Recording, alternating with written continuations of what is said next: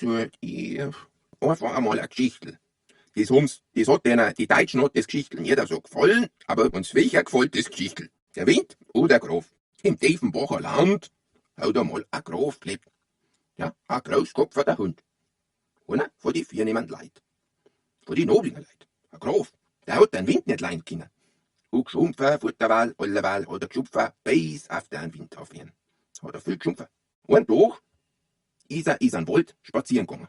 Und wie er so gegangen ist, da ist ein Holz, dickes, Blatt, Weih, über den Weg gelaufen. Da hat er gefragt, der Graf, wer bist denn du? Ich habe dich noch jetzt nicht gesehen. Und die Frau hat gesagt, ich bin die Windi, die Frau vom Wind, und weil du nicht leiden kannst. Und wo hast du den Moor? Fragt der Graf. Da hat sie gesagt, den sollst du gleich sehen.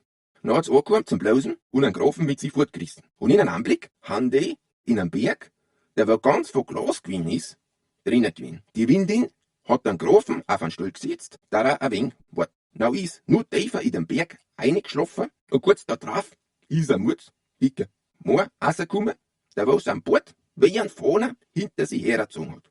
Der ist auf den Grafen zugegangen und hat gesagt, siehst du, jetzt den Wind, über den willst auch so viel geschumpfen hast. Da dabei hat er gewaltig gerollt, mit die Kuhle an und bloßen, dass an der Bauch gewackelt hat.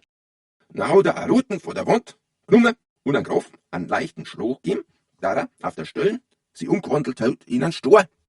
Und da ist er noch gestanden, der Graf, und hat alles gesehen und gehört, was um und um so passiert ist und vorgegangen. An jedem Tag hat er die Leute gesehen von die ganzen Ständen, wo gekommen haben, die Bauern, die Handwerker, das Biedelvolk, aber auch die Fürsten und Könige, und hat alles gesehen, was mit denen passiert, sodass in dem gleichen Berg alleweil mehrere Steine umgestanden haben. Der Graf hat erfahren, dass die Steine 10 Jahre also stehen müssen und dass nach der Zeit die vornehmen Leute braun werden, ja, weil das Fleisch ist weich von denen, die werden braun, das ist ja, die haben ein besseres Fleisch. Und die Geringen, die werden gesotten. Jetzt fängst im Zachen Fleisch, nicht? Die geringen Leute, die werden gesotten. Und da der Triefer hat da große Angst gekriegt, da er braun wird. Und die Frage ist der Graf jetzt auch braun geworden? Oder hat es nur geschafft in den 10 Jahren? Und ich weiß fein nicht, aber es heißt, irgendwie soll er es geschafft haben. Aber man weiß nicht. Vielleicht ist das auch gelungen. Aber das ist eine Geschichte. Eine Geschichte vom Grafen und vom Wind. Der Graf hat auch geschumpfen auf den Wind. Und zum End hat er Angst gekriegt, da er in die Pfanne kommt. Also ist das Geschichte.